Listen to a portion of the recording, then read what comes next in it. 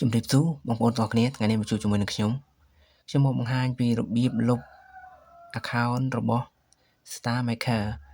គឺ account ចម្រៀងដែលយើងតែងតែច្រៀងលេងកំសាន្តអីចឹងទៅនៅក្នុងកម្មវិធីហ្នឹងដល់ពេលដែលយើងគិតថាយើងចង់ឈប់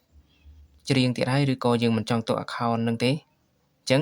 បងប្អូនអាចធ្វើតាមវីដេអូរបស់ខ្ញុំបានខ្ញុំនឹងបង្រៀនលម្អិតម្ដងមួយអញ្ចឹងអាចធ្វើតាមវិធីនេះបានដើម្បីលុប account Star Maker ចោលកុំឲ្យខាតពេលវេលាយូរឥឡូវយើងចូលមកក្នុងកម្មវិធីរបស់ Star Maker មកបន្ទាប់ពីយើងចូលមកគឺវា load បែបនេះគឺវារៀងមានពាណិជ្ជកម្មខ្លះៗដែរយើងចុចសញ្ញាខ្វែងមកដល់ពេលយើងចូលមកបន្ទាប់មកយើងជ្រើសរើសមកកន្លែងនេះគេដាក់ថា Me យើងចុចកន្លែង Me ហ្នឹងមកបន្ទាប់ពីយើងចុចមកដល់កន្លែង Me ហើយយើងចុចខ្វែងមកព្រោះវារៀង load ពាណិជ្ជកម្មតិចក្នុង account Star Maker ហ្នឹងមុនយើងលុបយើងពិនិត្យមើល account យើងសិនមកតើយើងដាច់ចិត្តលុបឬអត់បើគិតថាមិនចង់ទុកទៀតទេគឺយើងលុបតែម្ដងទៅអញ្ចឹងខ្ញុំមិនចង់ទុកទៀតទេ account នេះគឺខ្ញុំបានបង្កើតយូរឆ្នាំដែរហើយគឺជា account ចាស់ទេដល់ពេលផុសវីដេអូទៅគឺអត់សូវមានអ្នកមើលទេព្រោះអីខ្ញុំទើបតែយកមកវិញ account ចាស់អញ្ចឹងខ្ញុំសូមលុបចោលតែម្ដងដើម្បីលុបបានយើងមើលខាងលើនេះមកគឺកន្លែងសញ្ញា setting នេះយើងចុចកន្លែងសញ្ញា setting នោះដើម្បីចូលលុប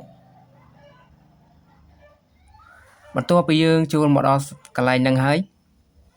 យើងជ្រើសរើសកន្លែង account security ចុចខាងលើនេះបន្ទាប់ពីយើងចូលមកដល់កន្លែង account security ហើយយើងក្រឡេកមកមើលខាងក្រោមនេះវាមានពាក្យ login ខាងក្រោមគេបងប្អូននេះគេដាក់ថា delete account អញ្ចឹងបើយើងគិតថាលុប account នឹងចោលហើយគឺយើងចុចកន្លែង delete account នឹងតែម្ដងមកអញ្ចឹងខ្ញុំលុប account នឹងខ្ញុំចុចកន្លែង delete account គឺកន្លែងសញ្ញាព្រុញនឹងមកបន្ទាប់មកនេះជាគោលការណ៍ដែលគេបានណែនាំយើងមិនបាច់មើលអក្សរនឹងទេនេះខាងក្រោមនេះគេបញ្ជាក់ចំនួនថ្ងៃគឺ30ថ្ងៃ account ហ្នឹងគឺនឹងលុបហើយដល់ពេលដែលរយៈពេល1ខែក្រោយបើយើងមិន login មិនចូលប្រើទេគឺគេនឹងលុបចោលហើយអញ្ចឹងយើងចុច continue មកបន្ទាប់ពីចុច continue ហើយត្រង់ចំណុចខាងលើនេះគេឲ្យយើងជ្រើសរើសអញ្ចឹងយើងចុចជ្រើសរើសមកអញ្ចឹងខ្ញុំសូមជ្រើសរើសយកទាំងអស់តែម្ដងទៅ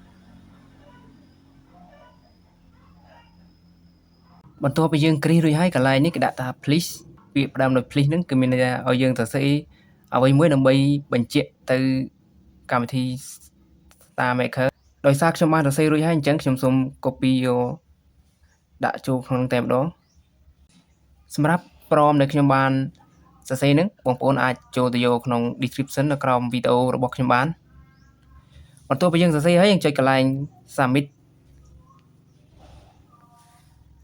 បន្ទាប់ពីចុចកន្លែង submit ហើយយើងចុចកន្លែង delete account ឃើញថា account ដែលយើង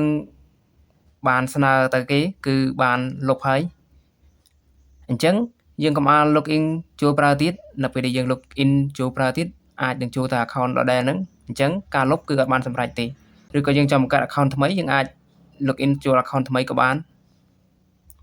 វីដេអូខ្ញុំបានណែនាំគឺមានតែប៉ុណ្្នឹងទេសម្រាប់កំហុសខុសឆ្គងដែលខ្ញុំនិយាយទៅខុសឆ្គងត្រង់ចំណុចណាសូមអធិស្ឋានអរគុណនិងសូមជម្រាបលាជួបគ្នានៅវីដេអូក្រោយទៀត